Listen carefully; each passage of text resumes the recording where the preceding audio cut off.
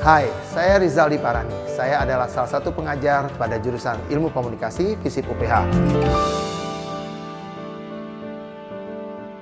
Saya saat ini aktif mengampu mata kuliah pengantar sosiologi, metode penelitian kualitatif, serta juga komunikasi organisasi. Latar belakang pendidikan saya adalah saya menamatkan S1 saya pada jurusan sosiologi di Universitas Indonesia pada tahun 1993. Kemudian saya melanjutkan untuk mengambil S2 dengan jurusan Industrial Relations. Dan baru-baru ini tahun 2012 saya melanjutkan S3 di bidang komunikasi dan saya menamatkannya tahun 2016 di RMIT University di Melbourne. Sosiologi adalah merupakan salah satu ilmu sosial yang tertua setelah filsafat.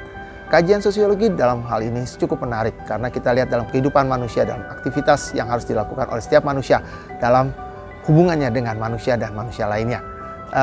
Bisa juga dengan manusia dengan kelompok lainnya dan bisa juga antara kelompok yang satu dengan kelompok yang lainnya. Pada bidang sosiologi, kajian ini akan dibagi menjadi 3 bagian.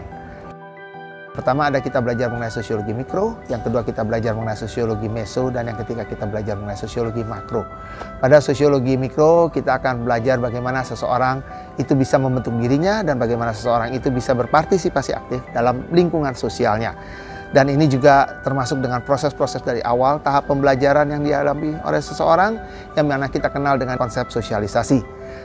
Konsep lainnya yang juga kita pelajari dalam sosiologi mikro ini adalah interaksi sosial dan juga struktur sosial.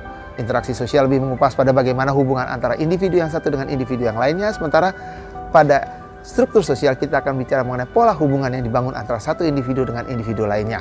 Kemudian pada sosiologi meso kita akan bicara tentang bagaimana seseorang individu berinteraksi dengan kelompoknya dan juga bagaimana kelompoknya berinteraksi dengan kelompok-kelompok lainnya. Nah, kita akan belajar mengenai berbagai macam kelompok sosial yang ada dalam masyarakat, juga dinamika yang terjadi, dan juga jenis-jenis kelompok sosial yang ada dalam masyarakat. Sementara itu pada sosiologi makro kita akan belajar mengenai isu-isu populer yang terjadi pada saat ini. Mulai dari globalisasi sampai dengan isu yang disebabkan oleh besarnya pengaruh media massa, terutama pada media massa online. Dengan beredarnya berita-berita seperti hoax, persekusi, kegiatan persekusi, dan juga bahkan adanya tindakan-tindakan radikalisme yang terjadi. Terutama menyangkut pada dimensi politik yang ada dalam satu masyarakat.